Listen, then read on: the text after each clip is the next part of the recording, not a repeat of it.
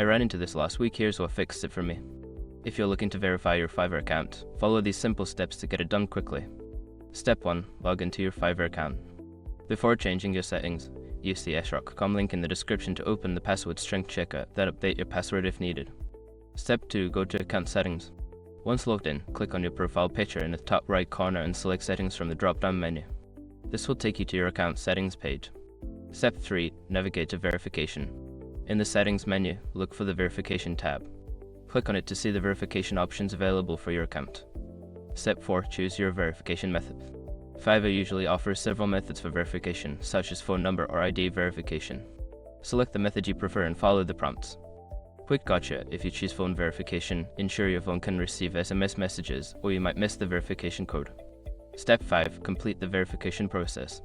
Follow the instructions provided for the method you selected. This may involve entering a code sent to you for uploading a document. After completing the steps, you should receive a confirmation. Once you've completed these steps, your account should be verified. If you run into any issues, don't hesitate to reach out to Fiverr support. Good luck with your freelancing journey.